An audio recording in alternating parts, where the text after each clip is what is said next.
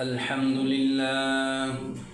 لله نحمده ونستعينه ونستغفره ونؤمن به ونتوكل عليه ونعوذ بالله من شرور أنفسنا ومن سيئات أعمالنا من يهده الله فلا مضل له ومن يضلل فلا هادي له ونشهد أن لا إله إلا الله وحده لا شريك له ونشهد أن سيدنا وسندنا وحبيبنا وطبيب قلوبنا وأولانا ومولانا محمدا عبده ورسوله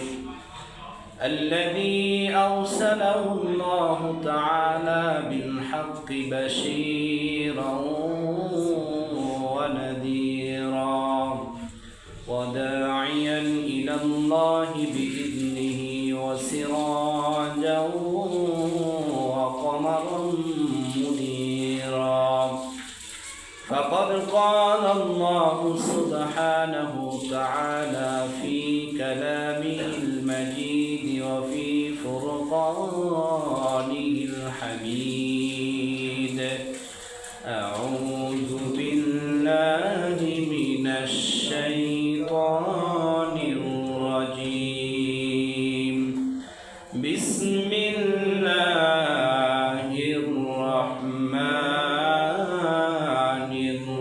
الرحيم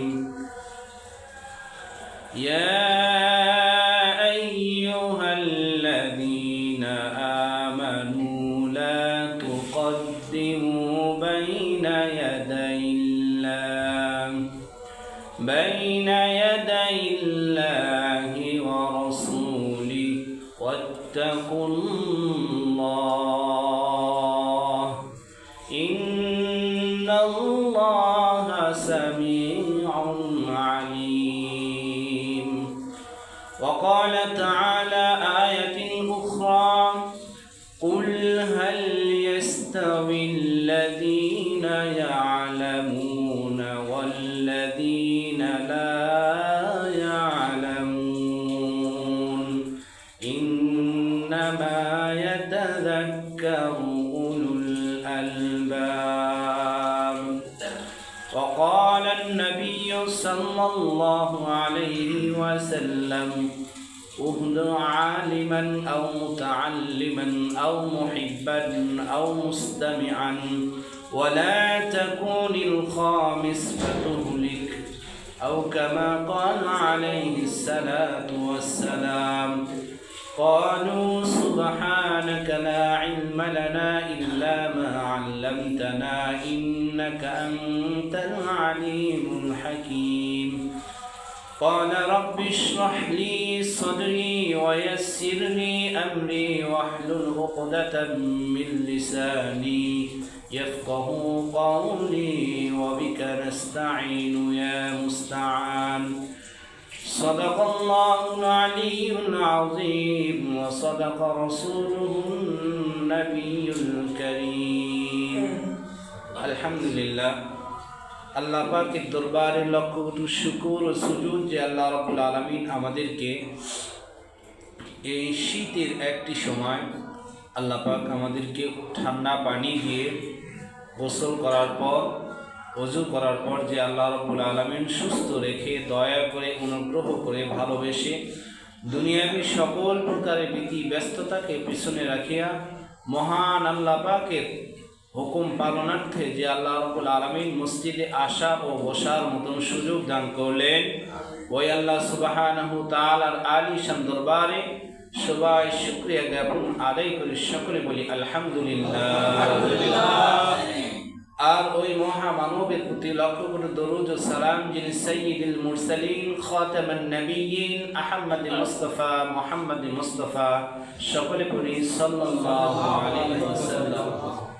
আল্লাহ সুবহানাহু তাআলা মহাগ্রন্থ আল কোরআনুল কারীম যে কোরআন কোনো পথভ্রষ্ট ব্যক্তি যদি কোরআনের স্পর্শে এসে যায়, কোরআনের কাছে এসে যায়, কোরআনের আলোয় থেকে যায়, কোরআনের আলোয় জীবনকে বাস্তবায়ন করার চেষ্টা করে, ওই পথ ভোলা মানুষ, ওই অন্ধকার মানুষটা আলোয় পরিণত হবে। সুবহানাল্লাহ। সেই মহাগ্রন্থ আল কোরআনুল কারীমের সূরা হুজরাতের 1 ও 2 নং আয়াতে কারিমা তেলাওয়াত করেছি। প্রসঙ্গে সূরা জুমার 9 নং আয়াতে কারিমার একটি অংশ বিশেষ তেলাওয়াত করেছি। রাসূল সাল্লাল্লাহু আলাইহি সাল্লামের অসংখ্য অগণিত হাদিসের মধ্যে হইতে ছোট্ট একটি হাদিসের অংশ বিশেষ আপনাদের সম্মুখে উপস্থাপনা করিয়েছি। আল্লাহ পাক যদি আমাকে তৌফিক দান করেন, উক্ত আয়াত ও হাদিসকে সামনে রেখে আমি আমার আলোচনা শেষ করব ইনশাআল্লাহ। দেখেন, পৃথিবীতে আল্লাহ রাব্বুল আলামিন অসংখ্য অগণিত মাখলুকাতকে সৃষ্টি করে রেখে দিয়েছেন। কি কারণে? এই মাখলুকাত যেন আল্লাহ পাকের কৃতজ্ঞতা প্রকাশ করে, তাসবিহ যেন আদায় করে, আল্লাহ পাকের হুকুম যেন আদায় করে, আল্লাহ পাকের ইবাদত বন্দেগী যেন করে। ইবাদত কারা করবে? বান্দা। আল্লাহ তাআলা বলেন, ওমা খালাকতুল জিন্না ওয়াল ইনসা ইল্লা লিয়াবুদুন। মানুষের যা করণীয়, যেগুলো আমি তাদেরকে করার নির্দেশ দিয়েছি সেগুলো করবে, সেগুলো যদি তারা করে সেটা হবে ইবাদত। আর আমি যেটা বর্জন করতে বলেছি, যেটাকে আমি নিষেধ করে দিয়েছি, সেই সমস্ত কাজ যদি মেনে চলে, সেগুলো জিনিস যদি তারা বর্জন করে, সেটাও হবে ইবাদত। কারণ কার হুকুম আমরা মনে করে সুদ বা মদ, এগুলো আল্লাহ তাআলা নিষেধ করিয়েছেন কি করেন নাই? বলে করছে। তাহলে যে সমস্ত ব্যক্তি সুদের কাছে নাই, মদের কাছে নাই, জেনার কাছে নাই, তাহলে আল্লাহ তাআলার ভয় তার মাঝে আছে না? আছে। বিধায় বোঝা গেল আল্লাহর হুকুম, আল্লাহর নির্দেশ যে মদ পান করা যাবে না, নেশা করা যাবে না, এরপর জেনা করা যাবে না, ব্যভিচারী করা যাবে না, অন্যায়ভাবে অন্যজনের হক সম্পদ নিজের ভিতর নেওয়া যাবে না। এটা আল্লাহর ভয় আমার মনের ভিতর, আপনার মনের ভিতর আল্লাহ তাআলা দিয়েছেন। এটাও একটা ইবাদত। এই বড় একটা ত্যাগ স্বীকার করা। মনে করেন এখানে কোনো ব্যক্তি 1 লক্ষ টাকা পথ দিয়ে হাঁটতেছিল, দেখা গেছে কোনো প্রতীকের মাঝখান থেকে টাকাগুলো, ব্যাগ থেকে টাকা পড়ে গিয়েছে। কোনো ধার্মিক ব্যক্তি যার মনের মাঝে আল্লাহর ভয় আছে, সে ব্যক্তি ওই টাকা যদি না উঠায়, না উঠানোটাও তার ইবাদত। না উঠানোটাও কি বলেন? ইবাদত। কারণ কি? সেটা আল্লাহর ভয় তার মনের ভিতরে।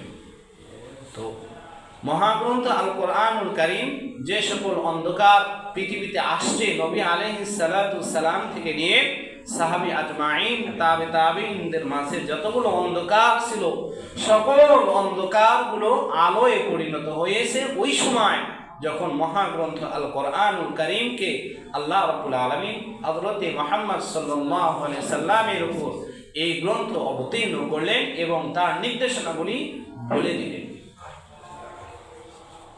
সেই মহাগ্রন্থ আল কোরআনুল কারীমের 2টি আয়াত ও একটি হাদিসের অংশ বিশেষ তেলাওয়াত করিয়েছি।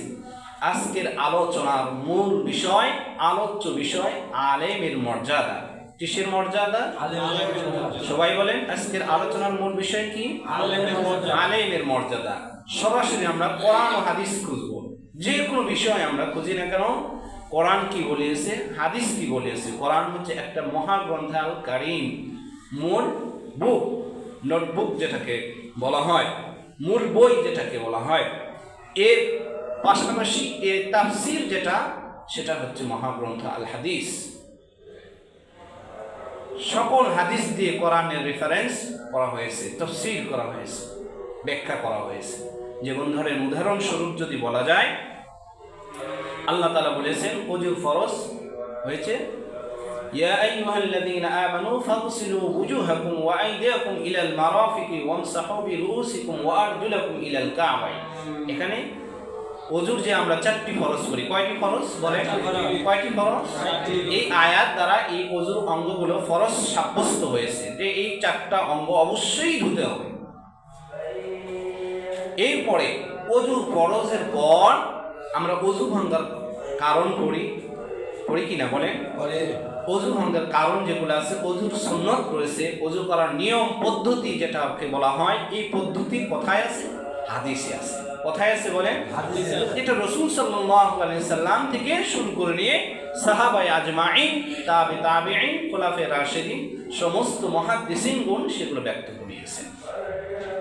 সেই অনুপাতে যদি আমার পথ আমি অবলম্বন করি, তাহলে বোঝা যাবে যে আমার হাবিব সাল্লাল্লাহু আলাইহি সাল্লাম যে পথে চলছেন, যেভাবে সাহাবীরা চলেছেন, সেইভাবে যদি আমি একটু যদি ধরতে পারি, তাহলে আমার জীবন পরিবর্তন অবশ্যই হবে।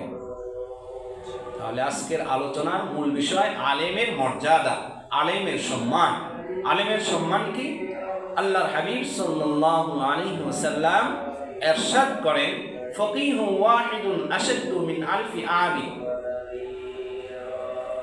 রাসূল করিম সাল্লাল্লাহু আলাইহি সাল্লাম ইরশাদ করেন, পৃথিবীর মাঝে অসংখ্য মানুষ জ্ঞানী হিসেবে পরিচিত দেয়, জ্ঞানী হিসেবে নিজেকে প্রতিষ্ঠিত করে, সমাজে পরিচয় দেয়।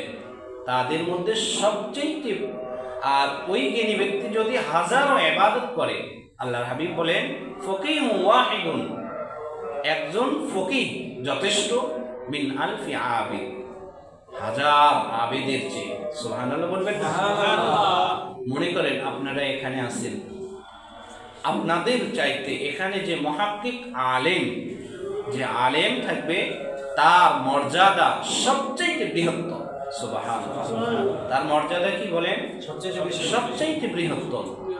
যদি কোনো ব্যক্তি নফল ইবাদতে মশগুল হয়, নফল ইবাদত করে, হাদিসে আসছে, আর আলেম ব্যক্তি যদি ঘুমায়, তাহলে সে ব্যক্তি যে সাধারণ একজন ব্যক্তি যে নামাজ, নফল নামাজ আদায় করতেছে, সে যে পরিমাণ সওয়াব পাবে একজন আলেম ঘুমালে ওই পরিমাণই সওয়াব পাবে। সুবহানাল্লাহ।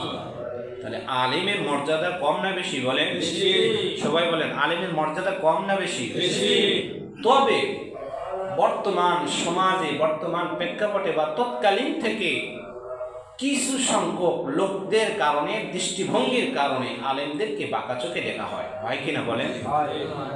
আলেমদের সম্মান যদি কোনো ব্যক্তি প্রকৃত অর্থে কোনো মুমিন যদি বুঝতো, তাহলে আলেমের সর্বদাই সেবা যত্ন করত। যে আয়াতে কারিমা পড়িয়েছি সূরা হুজুরাতের, রাসূল করিম এই আয়াতটা অবতীর্ণ হওয়ার মূল কথা, রাসূল সাল্লাল্লাহু আলাইহি সাল্লামের দরবারে বিভিন্ন গোত্রের, বিভিন্ন অঞ্চলের লোকজন আসতো। আসার পর তেনাকে বলতেন যে আমাদেরকে অমুক গোত্রের এই ব্যক্তিকে প্রধান বেঁধে দেন, রাষ্ট্রপতি প্রধান বেঁধে দেন, রাষ্ট্রনায়ক হিসেবে বেঁধে দেন। তো রাসূল সাল্লাল্লাহু আলাইহি সাল্লাম পরামর্শ অনুপাতে হয়তো একবার বনু তামিম গোত্রের লোক আসছে। আসার পর এখানে হযরতে ওমর, আবু বকর ও হযরত আলী রাদিয়াল্লাহু আনহু, এই দুইজন ব্যক্তি রাসূল সাল্লাল্লাহু আলাইহি সাল্লাম পরামর্শ করার আগেই তারা তাদের ব্যক্তিগত নিজের রায় দিয়ে দিলেন যে অমুক ব্যক্তি দুইজনকে খেয়াল দিচ্ছে। মনে করেন আমি বললাম যে এখানে এই মসজিদের সে কথা ধরে নেন, সভাপতি জায়েদ হবে। কে হবে? জায়েদ। পরেক্ষণে আরেকজন ব্যক্তি বলল যে এই মসজিদের সভাপতি বক্কর হবে। কে হবে?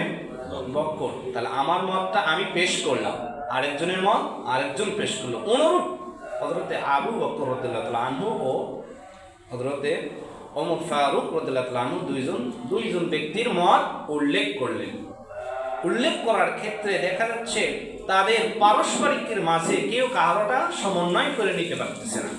দেখা গেছে একজন ব্যক্তি এমন ব্যক্তিকে সিলেক্ট করেছে যাকে আরেকজন চাচ্ছে না, আবার আমি যাকে সিলেক্ট করেছি সে তাকে চাচ্ছে না। এই যে দুইজনের মাঝে মতভেদ তৈরি হয়ে দুইজনের পারস্পরিক একটা ঝগড়া সৃষ্টি হয়েছে, এইটা দেখে রাসূল করিম সাল্লাল্লাহু আলাইহি সাল্লাম বললেন, খবরদার, এইরকম করা যাবে না। ইতিমধ্যে আল্লাহ রাব্বুল আলামিন হযরতে জিবরিল আমিনের মাধ্যমে এই আয়াতে কারিমা অবতীর্ণ করে। সে আয়াতে কারিমা কি? يا أيها الذين آمنوا لا تقدموا بين يدي الله ورسوله واتقوا الله إن الله سميع عليم আল্লাহর হাবিব সাল্লাল্লাহু আলাইহি সাল্লামকে উদ্দেশ্য করে আল্লাহ সুবহানাহু ওয়া তাআলা হযরত জিবরিল আমিনের মাধ্যমে আয়াতে কারিমা অবতীর্ণ করেন, করে ডেকে ডেকে বলতেছেন, ইয়া আইয়ুহাল্লাযীনা আমানু, হে ঈমানদারগণ। মানে রাসূলের জামানায় ছিল সাহাবীরা, এখন রাসূল নাই, কারা আছে বলেন? আমরা আছি। রাসূল আছে, সাহাবী আছে, তাবেঈন আছে, আমরা পাইছি তাদেরকে, দেখছি? দেখি নাই। এই শিষ্টাচার কাদের ভিতরে ঢুকতে হবে? আমার আপনাদের ভিতরে। আল্লাহ তাআলা বলেন, ইয়া আইয়ুহাল্লাযীনা আমানু, হে ঈমানদারগণ, যারা আমার প্রতি ঈমান নিয়ে আসছো, আমার প্রতি বিশ্বাস স্থাপন করিয়েছো, আমাকে দেখো নাই, নবীকে দেখো নাই, জাহান্নামকে দেখো নাই, জান্নাতকে দেখো নাই, এক কথায় অদৃশ্য বিষয়ের প্রতি যারা ঈমান নিয়ে আসছো, তোমাদের জন্য করণীয় লা তুকদ্দিমু বাইনা ইয়াদাইল্লাহ, অগ্রসর হইও না আল্লাহ তাআলার হাতের আগে, রাসূলিহি, এবং তার রাসূল সাল্লাল্লাহু আলাইহি সাল্লামের হাতের আগে। অর্থাৎ আল্লাহ তাআলার যে হুকুম, সেই হুকুম আমাকে মানতেই হবে। কি করতে হবে বলেন? মানতেই হবে। আল্লাহ বলেছেন চুরি করা যাবে না, জেনা করা যাবে না, সুদ খাওয়া যাবে না, অন্যের হক নিজের স্বার্থের জন্য নিজের ভিতরে নেওয়া যাবে না। তাহলে সকল কিছু নাকে আমাকে মাইনাস করতে হবে। এটা কার হুকুম? সবাই বলেন কার হুকুম? আল্লাহ। রাসূলিহি, আমার রাসূল করিয়েছেন। আমার রাসূল যদি চাইতেন মক্কার বুকে মদিনা মুনাওয়ারার জামানায়, মদিনা মুনাওয়ারায় যখন তিনি ছিলেন, অসংখ্য অগণিত লোক, ধনাঢ্যবান লোক তাকে বলছে, তুমি কালেমার দাওয়াত ছেড়ে দাও। যদি তুমি কালেমার দাওয়াত ছেড়ে দাও, তাহলে আমার যত এই পাশে যে বকরির পাল রয়েছে, এই সমস্ত পাল আমি তোমার নামে দিয়ে দেব। রাসূলকে নিয়েছেন বলেন? রাসূল নেন নাই। তাহলে বোঝা গেল, যা কিছু আমি আপনি করব, সকল কিছু কার জন্য করতে হবে? আমার মালিক আমাকে দেখতেছে, আমার মালিক আমাকে যে হায়াতের খুশি দিয়েছেন, যে হায়াত দিয়েছেন, এই হায়াতটা কি চিরস্থায়ী না অস্থায়ী? অস্থায়ী। সবাই বলেন চিরস্থায়ী না অস্থায়ী? অস্থায়ী। অস্থায়ী। কুল্লু নাফসিন যায়িকাতুল মাউত, আরেকটা আছে, কুল ইন্নাল মাউতাল্লাযী তাফিররুনা মিনহু ফাইন্নাহু মুলাকীকুম ইলা আখিরিল আয়া। আল্লাহ তাআলা দেখেন, মৃত্যু যে চিরবাস্তব, এটা আপনাদেরকে বোঝানোর উদ্দেশ্যে বলতেছি। আমরা সবাই বুঝি যে মৃত্যু চিরবাস্তব, কিন্তু আমাদের কাজ কর্ম মনে হয়, দেখায় বা বুঝায় যে আমাদের আর এই জগতে আমাদের শেষ, আর কোন জগৎ আমাদের জন্য বরাদ্দ করে নাই। আসলে কি তাই? এই জগৎ চিরস্থায়ী জগৎ না আরেকটি জগৎ আছে? আরেকটি জগৎ আছে। সেই জগতে আমার আপনার হিসাব ও নিকাশ হবে। সেই জগতে আমার আপনার ব্যবসা বাণিজ্যের যেরকম আমি দুনিয়ার বুকে হিসাব করে A to Z কমপ্লিট করে রেখে দিই, আমার ওই জামানায় একটি পরিপূর্ণ হিসাব আছে। সেই হিসাব হবে কঠিনতম কঠিন। যদি দুনিয়ার বুকে গাদ্দারি করে যায়, যদি দুনিয়ার বুকে মানুষের সঙ্গে, আল্লাহ ওয়ালাদের সঙ্গে আল্লাহর নাফরমানি করে যায়, তাহলে সেই দিন হবে আমার সবচেয়ে কঠিনতম হিসাব। সেই দিনের অপেক্ষায় আমরা কি আছি? সেই দিনের শাস্তি হবে ভয়াবহ।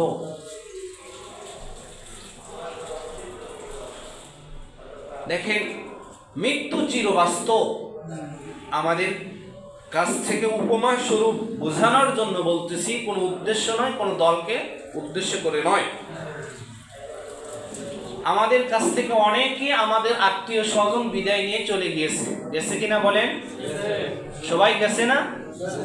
আমাদের আগের বয়সে গেছে, আমাদের পরের বয়সে গেছে, আমাদের বাচ্চারা অনেকে চলে গিয়েছে আমাদের কাছ থেকে। ছোট বড় বড় ছোট ভেদাভেদ নেই, ধনী গরিব প্রভাবশালী মন্ত্রী মিনিস্টার এগুলো কোনো ভেদাভেদ আছে বলেন?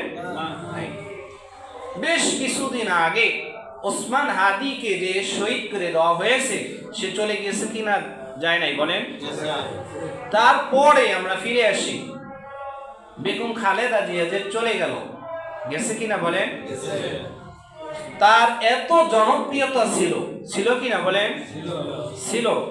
যদি মানুষের হাতে ক্ষমতা থাকতো, তার হাতে যদি ক্ষমতা থাকতো, তার ছেলের হাতে যদি ক্ষমতা থাকতো, তাকে কি ওই মৃত্যু নামে এই বস্তু থেকে ফিরে নিয়ে আসতে পারতো কি পারতো না? পারতো, যদি তার হাতে ক্ষমতা থাকতো। আল্লাহ এই ক্ষমতা দিয়েছেন কোন ব্যক্তিকে?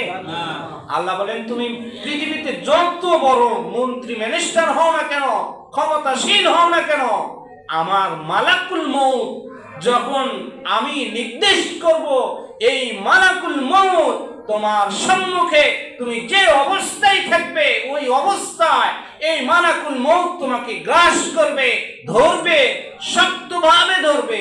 যদি তুমি ঈমানদার হও তাহলে তোমার মৃত্যুটা হবে মুমিনের মৃত্যু, আর যদি তুমি ঈমানদার না হও, যদি তুমি বেঈমান হও, তাহলে তোমার মৃত্যুটা হবে বেঈমানের স্বরূপ।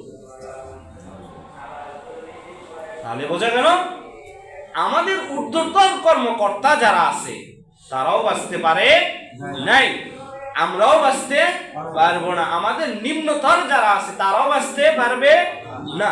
তাহলে অতীত, বর্তমান, ভবিষ্যৎ তিনটা নিয়ে আমাদের জীবন রচিত। তাহলে তিনটার সমন্বয় দাঁড়ালো কি না? তিনটার সমন্বয় দাঁড়ালো কি বলেন? আমরা আমাদের অতীতে ফিরে যাই, তারা কি বেঁচে আছে? বর্তমানে আমরা যারা আছি আমরা কি বেঁচে থাকবো? থাকবো না।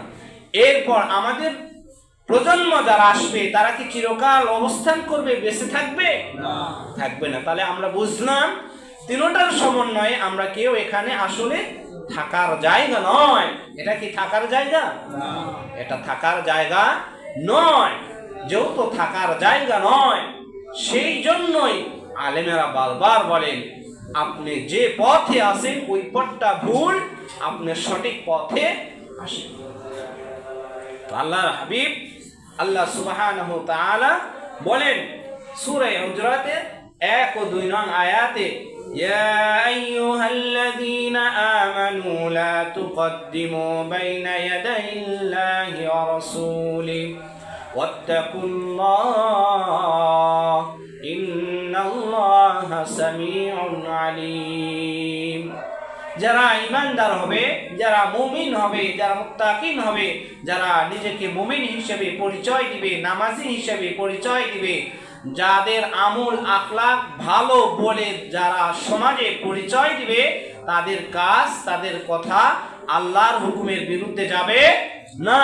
আল্লাহ যেটা বলিয়েছেন তার স্বার্থে, তার যদি কোনো সমস্যায় হয়, যদি কোনো অবস্থায় যদি সে বিপদগ্রস্তর মধ্যেও পড়ে, সেই জায়গায় যদি আল্লাহর একত্ববাদ যদি প্রকাশিত হয়, সেই জায়গায় সকল কিছুকে মাইনাস করে দিয়ে আমার মালিকের রশি ধরতে হবে। কার রশি ধরতে হবে? আল্লাহ ওয়া রাসূলিহি, এবং আমার হাবিব সাল্লাল্লাহু আলাইহি সাল্লামের আদর্শ মেনে চলতে হবে। তো আমরা কার আদর্শ লালন করি? গতকাল রাত্রিতে কি দিবস গেল বলেন? 31 হ্যাঁ, সবাই যারা পালন করেছেন তারা কি আসলে কোরআন ও হাদিসে আছে এগুলো বলেন? আছে? কথা বলে না, কোরআন হাদিসে আছে এগুলো? এরপরে আবার ভ্যালেন্টাইন ডে এগুলো আছে? পহেলা বৈশাখী আছে? যদি থাকতো নবী আলাইহিস সালাতু ওয়াস সালাম করতো। সুতরাং নবী থেকে সাহাবীরা করতো, আর সাহাবী আমাদেরকে শিক্ষা দিতেন, নবী আমাদেরকে শিক্ষা দিতেন। আলেমরা করতো আগে, তারপরে জনপাবলিক করতো। দেখা গেছে জনপাবলিক বলে, আলেম যেটা বলে যে এটা করা যাবে না, ওটা গ্রহণযোগ্য হয়, তাহলে আলেমের সম্মান কোথায় রাখলেন আপনি? আল্লাহ সবাইকে কোরআন ও হাদিসের সহিহ বুঝদান করুক, সকলে বলে আমিন। আল্লাহ বলেন ওয়াত্তাকুল্লাহ, তোমার জীবন চলার পথে সব ব্যাপারে তোমাকে ভয় রাখতে হবে কার? আল্লাহ। আমাকে ভয় রাখতে হবে কার? আল্লাহ। আমি এখানে আসছি, আবার যাব, আমি কি কাজ করতেছি, আমি কি করব, সকল কিছুকে ভয় করতে হবে কাকে? আল্লাহকে। যে আমি যা কিছুই করি না কেন আমার মালিক আমাকে দেখতেছে। কে দেখতেছেন বলেন? দুনিয়ার কোন মানুষ আমাকে দেখার সুযোগ নাই, দেখতে পাবে না। নির্জন একা জায়গায় আমি বসে গুনাহের কাজ করতে পারি, সম্ভব, কিন্তু সেই জায়গায় কে দেখতেছেন বলেন? আল্লাহ দেখতেছেন, আমার আল্লাহ দেখতেছেন। যদি আমার আল্লাহ দেখেন, মানুষের সকল দেখা থেকে আমি মুক্ত, কিন্তু আমার একজন দেখতেছেন।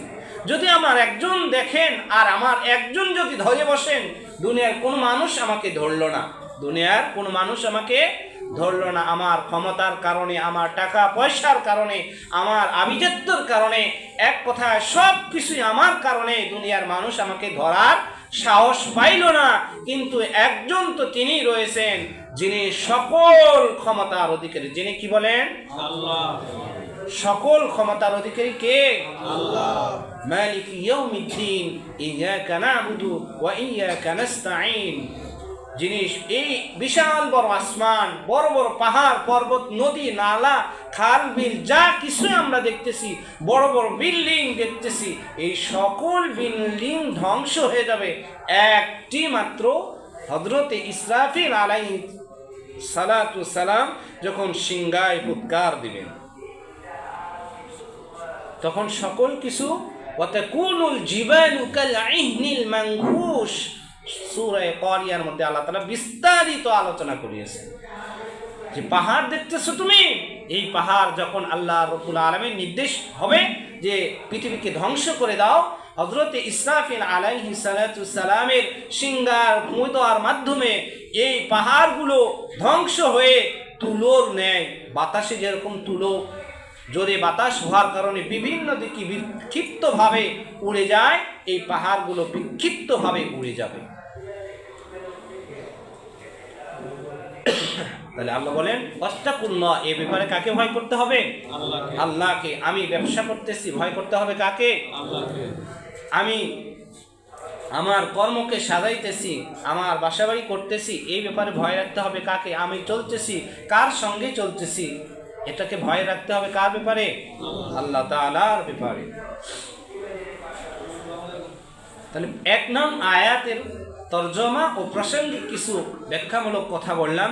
দ্বিতীয় নম্বর আয়াতে আল্লাহ তাআলা আলেমের মর্যাদা সম্পর্কে বলেন, ইয়া আইয়ুহাল্লাযীনা আমানু লা তারফাউ আসওয়াতাকুম ফাওকা সাওতিন নাবিয়্যি ولا تجهروا له بالقول كجهر بعضكم لبعض أن تحبط أعمالكم وأنتم لا تشعرون। আল্লাহ সুবহানাহু তাআলা আলেমের মর্যাদা সম্পর্কে বলেন, ইয়া আইয়ুহাল্লাযীনা আমানু, হে ঈমানদারগণ, লা তারফাউ আসওয়াতাকুম, তোমাদের আওয়াজ, তোমাদের কণ্ঠস্বর, তোমাদের কথার আওয়াজটা, আসওয়াতাকুম ফাওকা সাওতিন নাবিয়্যি, নবীর কথার আওয়াজের উপরে যেন না হয়, নবীর কথার আওয়াজের উপরে যেন না হয়। ওয়ালা তাজহারু লাহু বিল কওল, ওয়ালা তাজহারু, তোমরা ঝগড়া করিবে না, বিল কওলি, কথার দ্বারা, কাজাহরি বাযিকুম লিবাযিন, যেমন তোমরা পরস্পরে ঝগড়া বিবাদে যখন লিপ্ত হও, লিপ্ত হওয়ার সঙ্গে সঙ্গে তোমাদের জবানের আওয়াজটা কমে না বাড়ে? বলেন তো, কমে না বাড়ে? সবাই কথা বলেন। আওয়াজ যখন পরস্পরে ঝগড়া হয়, কথার কথা বাসার মধ্যে কোনো মহিলারা ঝগড়ায় লেগে গেছে, তাহলে তাদের আওয়াজটা বাড়ে না কমে? বাড়ে। সেটাও আল্লাহ তাআলা বলেছেন যে লা তারফাউ আসওয়াতাকুম ফাওকা সাউতিন নবী, তোমাদের আওয়াজ নবীর কথার আওয়াজের উপর যেন তোমাদের কথার আওয়াজটা না হয়। এরপরে ওয়ালা তাজহারু লাহু বিল কওলি কাজাহরি বাযিকুম লিবাযিন, যখন তোমরা পরস্পরে ঝগড়া বিবাদে লিপ্ত হও, এই ঝগড়া বিবাদে লিপ্ত হওয়ার পরও যেন তোমাদের কথার আওয়াজ দ্রুত গতিতে এবং বেশি জোরে না হয়। পরস্পরে ঝগড়া করার ক্ষেত্রে তোমাদের আওয়াজটা জোরে হয়ে যায়। সাবধান, কোনো আলেমের সামনে যেন তোমার আওয়াজটা, যেন আলেম ভুল করতে পারে স্বাভাবিক, কিন্তু সেই ভুলটা তোমার সংশোধন করে দিতে হবে নম্র বিনয়ী আওয়াজে। কিসের আওয়াজে বলেন? এটা আল্লাহর হাবিব সাল্লাল্লাহু আলাইহি সাল্লাম অন্য হাদিসে ইরশাদ করেন, আল ইন্নাল উলামা ওয়ারাসাতুল আম্বিয়া লাম ইউওয়ারিসু দিনারা ওয়ালা দিরহামা। এই হাদিসে ব্যাখ্যা এখানে আল্লাহর হাবিব সাল্লাল্লাহু আলাইহি সাল্লাম আলেমের মর্যাদা আরো তুলে ধরেছেন। তাহলে পরস্পরে যখন ঝগড়া বিবাদে আমরা লিপ্ত হব, তখন যেন আমাদের আওয়াজটা, যেন মুমিনের আওয়াজটা যেন আরেক মুমিনের আওয়াজের উপরে যেন না হয়, একজন আলেমের আওয়াজের উপর যেন একজন সাধারণ মানুষের ঝগড়ার আওয়াজটা যেন না হয়। এটা সাবধান করে দিচ্ছেন কে? মহান আল্লাহ রাব্বুল আলামিন। সূরা হুজরাত আয়াত নং 1 থেকে 2। কেন? আন তাহবাতা আমালুকুম ওয়া আনতুম লা তাশউরুন। আন তাহবাতা আমালুকুম, যাতে তোমাদের আমলটা বিনষ্ট না হয়ে যায়। তোমাদের আমল, যে সকল আমল তোমরা করতেছো, একজন আলেম ভুল করতে পারে স্বাভাবিক, কিন্তু তাকে তা তোমার মুখে যা আসতেছে তা তুমি বলে যাচ্ছ অনার্গল, সারাদিন বলতেছো, তাকে গালাগালি করতেছো, যে কথার সে উপযুক্ত নয় সে কথা দিয়েও তুমি তাকে গালাগালি করতেছো। সাবধান, তুমি যে আমল করতেছো এই আমলগুলো তোমার নষ্ট হয়ে যাচ্ছে। কি হয়ে যাচ্ছে বলেন? তাহলে আজকে আমরা আলেমদেরকে যারা বোকাবাজি করে, অনার্থক গালাগালি করে, সেই সম্বন্ধে তার ধারণাই নাই, সেই সম্বন্ধে তার ধারণাই নাই, অযথা অন্যের শোনা কথা শুনে তাকে বোকাবাজি করে কিনা? সবাই কথা বলেন, করে কিনা? করে, অসংখ্য লোক করে। এগুলো দৃষ্টিভঙ্গি পাল্টাইতে হবে। আলেমের মর্যাদা সবচাইতে বৃহত্তম, যেটা আমি হাদিস পড়ে কিছু অংশ বলেছি, যে ফকিহু ওয়াহিদুন আশাদ্দু মিন আলফি আবিদ। একজন আলেম, ফকিগুন, মুফতি সাহেব, একজন শেখ নফল সাধারণ ব্যক্তি নফল ইবাদত করবে, আর একজন আলেম ঘুমাইবে, ওই আবেদের চাইতে আলেমের ঘুমানোটা সবচাইতে বৃহত্তম। এবং বলা হয়েছে আবেদ ব্যক্তি যা ইবাদত করলো, নফল ইবাদত করলো, যে সব পাবে আলেম ব্যক্তি ঘুমানোর দ্বারাই সেই সব পাবে। সুবহানাল্লাহ। তাহলে আলেমের মর্যাদা কম না বেশি? সবাই বলেন, আলেমের মর্যাদা কম না বেশি? বেশি। দেখেন, আমি বলি নাই, আল্লাহ বলছেন, পরের আয়াতে বলতেছি, ওয়া আনতুম লা তাশউরুন, যেন তোমাদের আমল যেন বিনষ্ট না হয়, আর তোমরা বকাবাজি করতেছো। ওয়া আনতুম লা তাশউরুন, এই ব্যাপারে তোমরা অজ্ঞ, অসচেতন, তোমাদের ধারণাই নাই। একজন আলেম জেনা করে নাই, তাকে জেনার তহমত দেওয়া হয়েছে, হকের পথে থাকার কারণে, হকের কথা বলার কারণে, হকের পথে থাকার কারণে মসজিদ থেকে বিদায় করে দেওয়া হয়েছে মিথ্যা তহমত দিয়ে। আছে কিনা বলেন? অসংখ্য আছে, খোঁজ নিয়ে দেখেন। মিথ্যা তহমত দিয়ে তাকে বিদায় করা হয়েছে হকের পথে থাকার কারণে। এই যে তুমি মিথ্যা তহমত দিলে, দেওয়ার কারণে একজন আলেমের মান সম্মানটা হানি করলে, এই মান সম্মান হানি তার কারণে তোমার মান সম্মান হানি হয়েছে। ওয়া আনতুম লা তাশউরুন, তুমি যে সকল আমল করিয়েছো তোমার সকল আমলগুলো বিনষ্ট হয়ে যাবে, নষ্ট হয়ে যাবে। 1000 বছর ইবাদত করলে তোমার আমল আল্লাহর দরবারে পৌঁছবে না। তাহলে আমরা যারা আলেমদেরকে তাদের সম্পর্কে না জেনেই মন্তব্য করে বসি, খারাপ মন্তব্য করে বসি, আজ থেকে খারাপ মন্তব্য করব না ভালো মন্তব্য করব?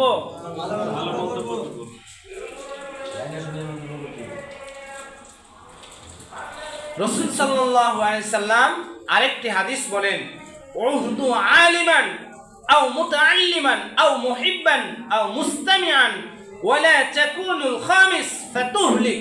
এখানে চারটি অংশকে বলা হয়েছে। কয়টি অংশ বলে? চারটি অংশ। এক নম্বর, উহদু আলিমান, তুমি নিজে আলেম হও। কি হও? নিজে আলেম হও। এই যে সম্মানিত মুসল্লি যারা পিছনে ঘুমাইতেছেন, সামনে সবাই বলেন নিজে আলেম হও। কি? নিজে আলেম হও। আও মুতাআল্লিমান, অথবা তুমি কাউকে শিক্ষা দাও, অথবা কাউকে শিক্ষা দাও বা শিক্ষক হও। 3 নাম্বার, আও মুহিব্বান, এই দুটো অপশনও তোমার কাছে নাই, শিখতে পারো নাই, শিক্ষা দিতেও পারো নাই, এই দুইটাই তোমার কাছ থেকে চলে গিয়েছে। তোমার করণীয় এখন দোকানে চাষ তলে বসে আলেমদের বিরুদ্ধচারণ না করে বরং আও মুহিব্বান, তাকে ভালোবেসে তুমি যেগুলো জানো না, যেগুলো বোঝো না, যেগুলো শিখো নাই, সেগুলো এখন তোমার শেখার সময়।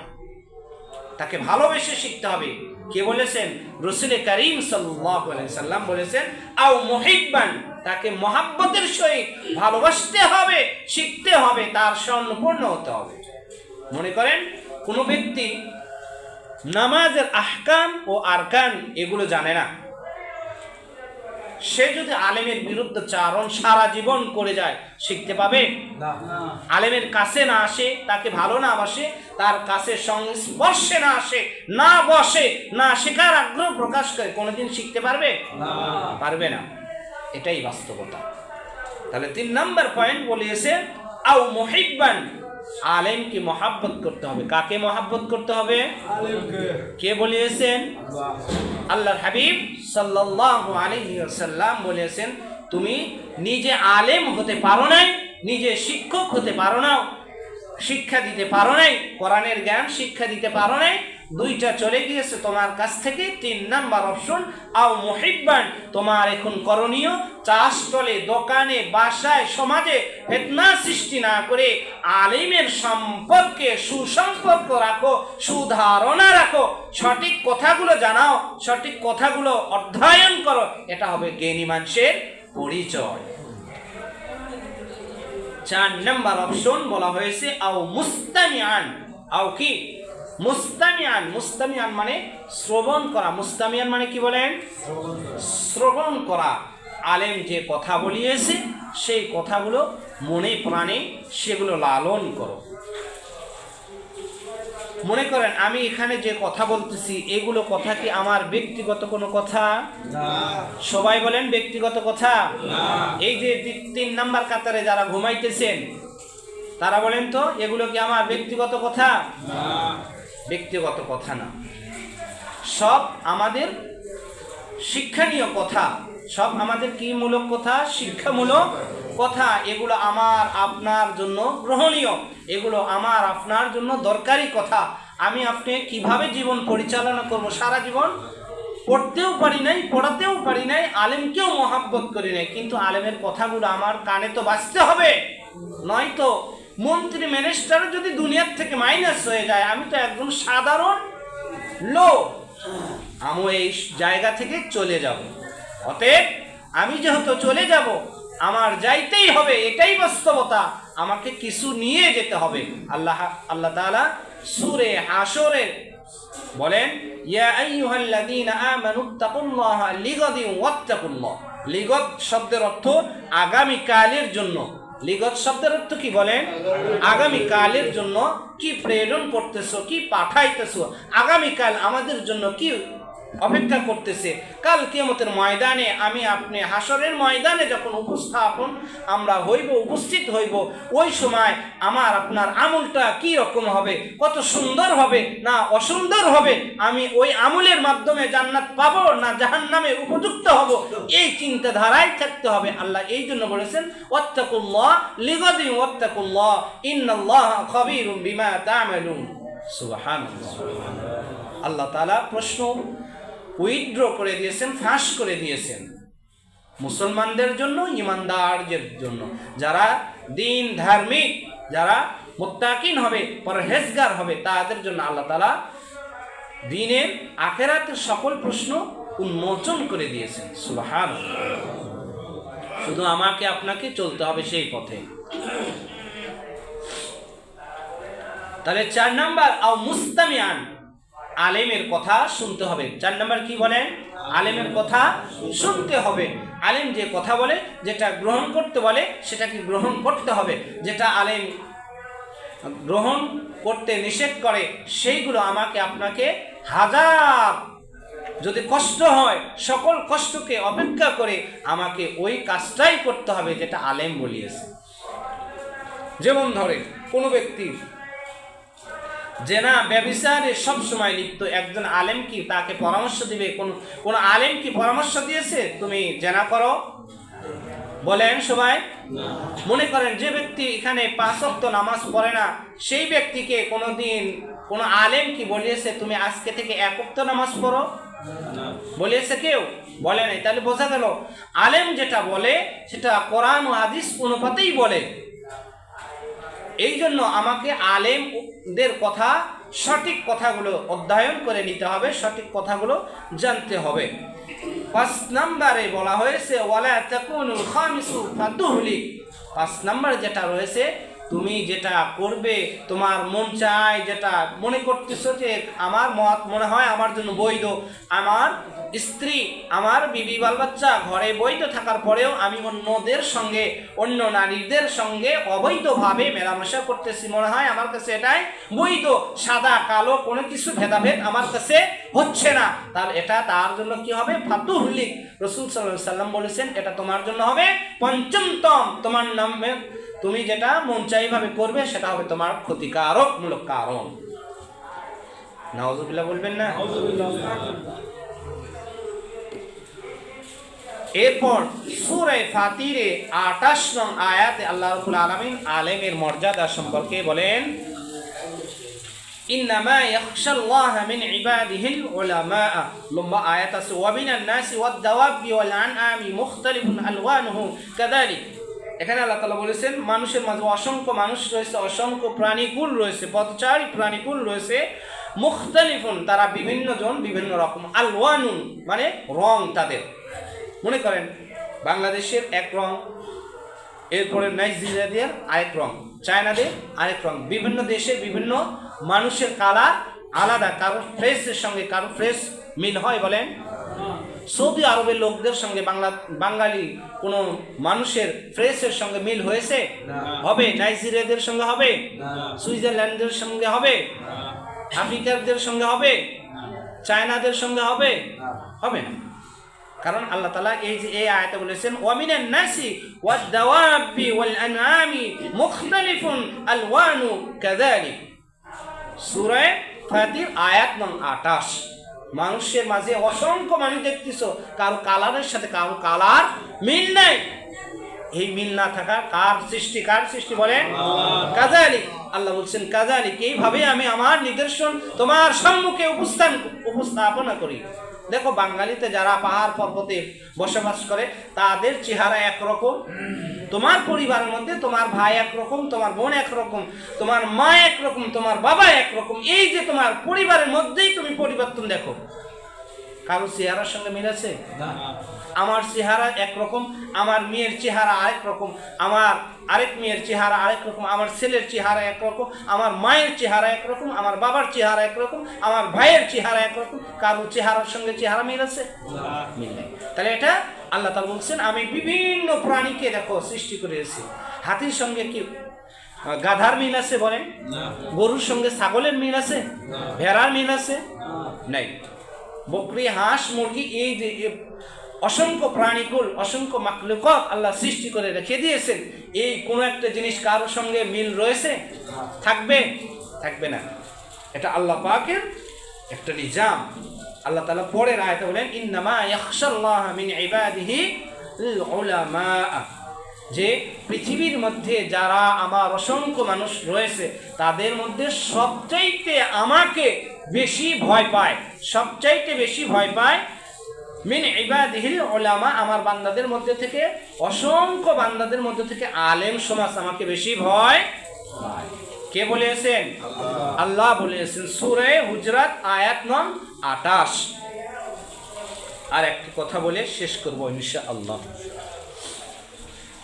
সূরা জুমায় আলা সূরা জুমার আয়াত নং 9। এখানে আল্লাহ তাআলা বলেন আম্মান হুয়া কানিতুন আনা আল-লাইলি সাজিদা ওয়া কাইমান ইয়াহযারুল আখিরাতা ওয়া ইয়ারজু রাহমাতা কুল হাল ইয়াস্তাউিল্লাযীনা ইয়ালামুন ওয়াল্লাযীনা লা ইয়ালামুন ইন্নামা ইয়াতাযাক্কারু উলুল আলবাব।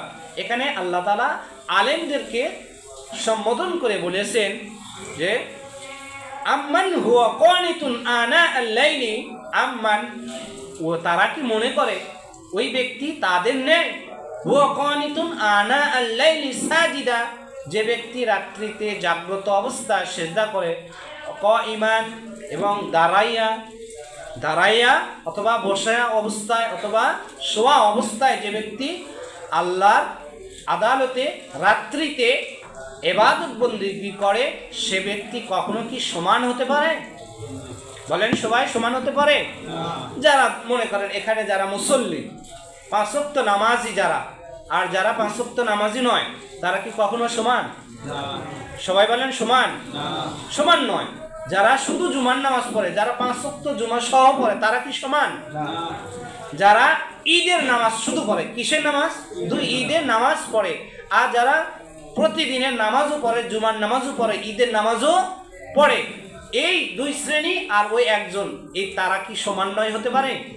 আল্লাহ সেটাই বলছেন, তারা কখনো সমান নয়। যেহেতু তারা সমান নয়, সুতরাং আরেকটা জিনিস শুনে নাও, কুল হাল ইয়াস্তাউিল্লাযীনা ইয়ালামুন ওয়াল্লাযীনা লা ইয়ালামুন, যারা জানে আর যারা জানে না, তারা কখনো কি সমান? সবাই বলেন, কথা বলেন। তারা কখনো কি সমান হতে পারে? যারা আলেম, যারা জানে, যারা জ্ঞানী, যারা অজ্ঞানী, যারা জানে না আর যারা জানে, তারা কি কখনো সমান? সমান নয়। ইন্নামা ইয়াতাযাক্কারু উলুল আলবাব, নিশ্চয় যারা জ্ঞানীমান হবে তারা আমার এই কথাকে উপলব্ধি করবে, তার নিজের মনের ভিতরে সে লালন করবে। মনে করেন এই একটি উদাহরণ দিয়ে শেষ করব। একজন ব্যক্তি অনার্স কমপ্লিট করিয়েছে, আরেকজন ব্যক্তি অনার্স করে নাই, স্কুলের বারান্দাও যায় নাই, তাহলে ওই ব্যক্তি আর যে স্কুলের বারান্দাও যায় নাই, সেই ব্যক্তি কখনো সমান হতে পারে? তার জ্ঞান একরকম আর এর জ্ঞান আরেক রকম। একজন আলেম যে পড়াশোনা করে আলেম হয়েছে, যে পড়াশোনা করে মুফতি হয়েছে, যে মুহাদ্দিস হয়েছে, হাদিস পড়ার পর হয় মুহাদ্দিস, পড়ানোর পর হয় মুহাদ্দিস, ফিকহ শাস্ত্র অধ্যয়ন করতে হয় 2 বছর করার পর তাকে ফকিহ হিসেবে বোর্ড থেকে সনদ দেয়, তখন সে ব্যবহার করতে পারে, উপাধি দেয় যে সে মুফতি। অন্যথায় নিজে কেউ মন গড়া ভাবে লিখতে পারবে না। মনে করেন একজন ব্যক্তি আইএ পাস করে নাই, এসএসসি পাস করিয়েছে, সে ব্যক্তি যদি আয়ের সার্টিফিকেট বা আয়ের যেগুলো কারিকলম সেগুলো যদি তার নামের আগে ব্যবহার করে, আমরা তাকে কি বলবো সমাজে? ব্যাককল বলবো না? সবাই কথা বলেন, ব্যাককল বলবো না? ব্যাককল বলবো না। মনে করেন এখানে রিপনের সামনে গেলেন, গেটে আপনি এসএসসি পাস করছেন, নিয়ে গেছেন কিসের সার্টিফিকেট? আইএ পাসের সার্টিফিকেট। আপনার ওখানে কি এলাও করবে? করবে? আপনি এলাকার যত বড় ক্ষমতাশীল হোক, আপনার সার্টিফিকেট ধরে আসতে করে বাহির করে দেবে যে আপনি পদের জন্য উপযুক্ত নয়। আপনি এই পদে আসতে হলে আপনাকে আইএ পাস করতে হবে, ইন্টার পাস করে আসতে হবে, নচেত নয়। সুতরাং বোঝা গেল যারা জ্ঞানী আর যারা জ্ঞানী নয় তারা কখনোই সমান নয়। যেহেতু তারা সমান নয়, এই জন্য আমাদেরকে ওই 4টায় আসতে হবে। নিজে হয় কোরআন হাদিস পড়তে হবে, না পড়াইতে হবে, না হয়তো আও মুহিব্বান আলেমকে মহাব্বত করতে হবে, আও মুস্তামিআন নয়তো বা আলেমের কথা শুনতে হবে। এরপরে 5 নম্বর যেটা রয়েছে, নিজের মন চাইভাবে চলাফেরা করা যাবে না। তাহলে যে কথাগুলো আজকে বললাম